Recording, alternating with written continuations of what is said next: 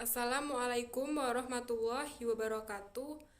Saya Niken Ayu Wulandari, kelas 11 IPS 2 akan menyampaikan materi indikator 4.7, menyajikan hasil analisis fungsi dan pajak dalam pembangunan ekonomi. Pengertian pajak. Pajak adalah kontribusi wajib kepada negara yang terutang oleh orang pribadi atau badan yang bersifat memaksa berdasarkan undang-undang dengan tidak mendapatkan imbalan secara langsung dan digunakan untuk keperluan negara bagi sebesar-besarnya kemakmuran rakyat. Fungsi pajak.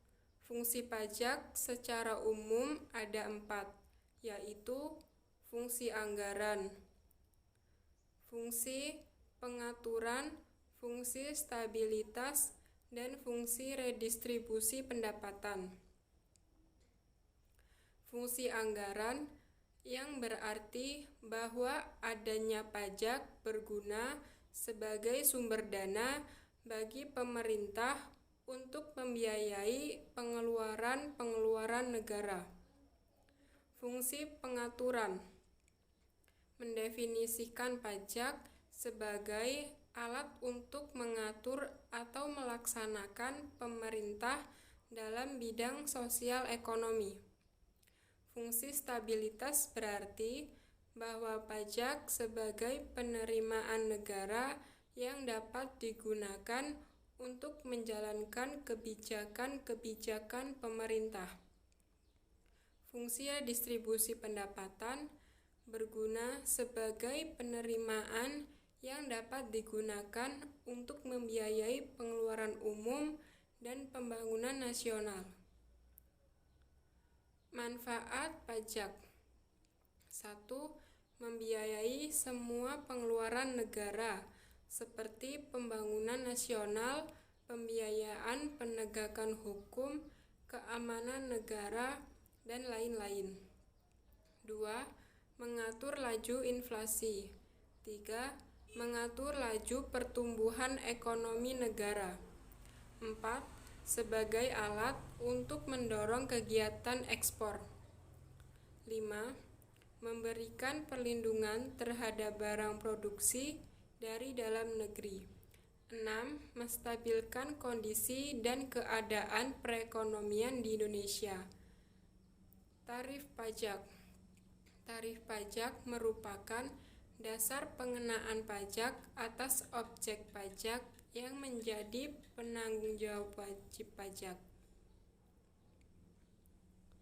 Perbedaan pajak dengan pungutan resmi lainnya. 1. Pajak dipungut berdasarkan undang-undang, sedangkan pungutan resmi berdasarkan peraturan pemerintah.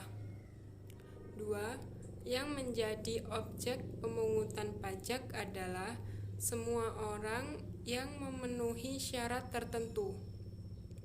Sedangkan untuk pungutan resmi adalah khusus untuk orang yang menggunakan fasilitas maupun jasa tertentu. 3. Pajak memiliki surat ketetapan, sedangkan pungutan resmi tidak memiliki surat ketetapan. 4. Pajak tidak mendapat balas jasa langsung, sedangkan pungutan resmi mendapat balas jasa langsung. 5.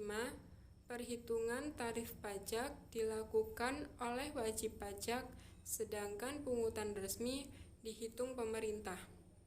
6. Jatuh tempo pembayaran pajak terhadap tahun fiskal, sementara pungutan resmi disesuaikan dengan pemakaian. 7. Pungutan pajak sifatnya memaksa, pungutan resmi sifatnya sesuai kebijakan pemerintah. Asas pemungutan. Asas pemungutan pajak adalah dasar yang digunakan negara saat membuat peraturan atau melakukan pemungutan pajak. Ada 3 asas pemungutan pajak yang biasa dipakai kebanyakan negara, yaitu 1. Asas tempat tinggal. Pemungutan pajak akan dilakukan berdasarkan domisili atau tempat tinggalnya. 2. Asas kebangsaan. Pemungutan pajak dilakukan berdasarkan kebangsaan atau negara seseorang. 3. Asas sumber. Pemungutan pajak dilakukan berdasarkan sumber atau tempat penghasilan berada. Jenis-jenis pajak. 1. Jenis pajak berdasarkan sifatnya. Digolongkan menjadi 2 jenis, yaitu pajak tidak langsung dan pajak langsung. 2. Jenis pajak berdasarkan instansi pemungutnya. Pajak digolongkan menjadi 2 jenis, yaitu pajak daerah dan pajak negara. Sistem pemungutan pajak di Indonesia. 1. Self-assessment system. 2. Official assessment system. 3. Withholding assessment system. Objek dan cara pengenaan pajak. 1. Asas domisili. 2. Asas sumber. 3. Asas kebangsaan. Manfaat perpajakan dalam pembangunan ekonomi di masa pandemi COVID-19. Pertama, fokus pada upaya menanggulangi aspek kesehatan masyarakat. Kedua, instrumen fiskal harus membantu pihak-pihak yang terdampak pelemahan ekonomi. 3. Perlunya untuk mendorong permintaan total. Ketersediaan permintaan dalam masyarakat akan menjamin berputarnya produk perekonomian. Sekian dapat saya sampaikan. Saya akhiri. Wassalamualaikum warahmatullahi wabarakatuh.